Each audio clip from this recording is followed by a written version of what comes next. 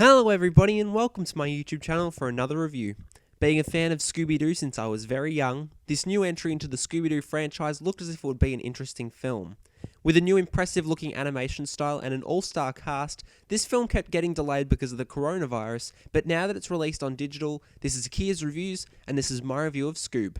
Join me, Scooby-Doo, and I will show you how to harness your destiny and become the most important dog in the world. No thanks, Dastardly. Oh, please. My friends call me Dick. Okay. Rick? No, I'm not a Rick. I'm a Dick with a D. Rick with a D. Dick. Rick. Scoob was a film I've been quietly excited for. I knew going in that it'd be very average, but the style of animation captured my eye immediately, and so I was invested in seeing how this would turn out. The trailers look very borderline okay, as it ultimately is a film aimed at children, but I had a hell of a time with it. It's enjoyably sweet, and that's all it is. Unlike recent films coming out where you have to pay attention to it the whole time, Scoob is a movie where you can sit back and relax and get a few laughs out of. It's nothing spectacular or wildly memorable, it's just a nice smooth watch. Surprisingly, I found that this movie was quite solid and had some heart to it, mainly between Scooby and Shaggy, which is to be expected from the previous animated movies. Zac Efron and Amanda Seyfried were standouts as Fred and Daphne, and the voice actor of Scooby-Doo was incredible too, but not much can be said for the rest of the cast unfortunately, especially Shaggy. Probably the only poor choice in casting here, as it didn't feel like the expected Shaggy character. Maybe this can lead us to our culprit. What are you doing? Touching it with bare fingers. Ugh. Grow up, Fred. You know how many stray hairs the average human eats every day without knowing it? If it's more than 0, I don't want to know. It's more. Much, much more. Huh. Trace amounts of mustache oil, 12-year-old scotch. Ugh. Is the bad guy my dad? This film is nowhere near the heights of recent animated classics, but it's something to distract people from the current situation. It's fun enough, and the animation is just wonderful. It's so seamless and moves at such a smooth pace that it's quickly become my favourite style of animation over Spider-Man Into the Spider-Verse. Of course, Spider-Verse is a much better movie than Scoob, but I love the animation achievements with this film much more than Spider-Verse's, the colours of this movie being so vibrant and interesting. However, this film has its flaws like any other animated movie. The main 2 points as to what was annoying about the final cut was the predictability of the story.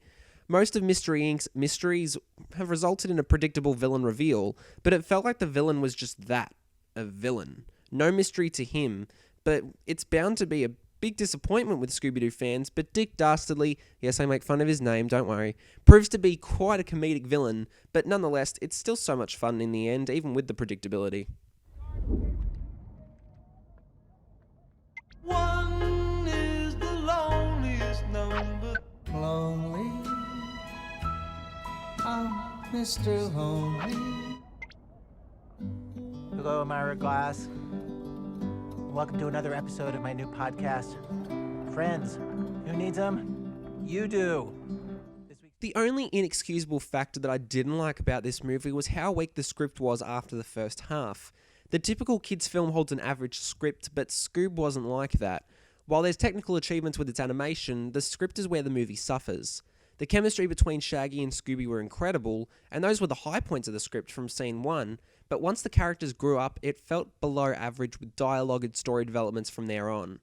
I felt as if this could be the start of a Hanna-Barbera universe because of the amount of characters slammed into this first movie, and I feel like it's very comparable to the early DCEU films' problems. If it focused solely on the characters in Mystery Inc. in this first movie and introduced the side characters in possible sequels, it would have given the film a lot more space to breathe and just revel in its iconic characters. But aside from that, I had quite a bit of fun with Scoob. He's coming with me. He's not a stray. Is he your dog? He's like totally mine. If you want to be. I'd like that very much. Okay then, what's his name? I don't have one. His name's Scooby. Middle name? Doobie? Last name? Do. Scoob isn't the type of kids film you'd expect these days from any movie studio other than Pixar or DreamWorks. It's fun, enjoyable, and above all sweet with impressive animation, a surprisingly mostly strong voice cast, and some real heart to it. Even though it suffers from script and dialogue flaws, SCOOB is generally a good light-hearted time to just sit back and relax while watching a movie, so I'll give this one a 7 out of 10. Thank you so much for watching. Are you going to see SCOOB? Let me know below. If you like what you're seeing here and you want to see even more, check out my channel and be sure to have a look at my previous review of Extraction and my spoiler review of The Amazing Spider-Man 2, Rise of Electro. As always, be sure to follow and subscribe to my YouTube channel. This has been Kiersey Reviews, signing off for now.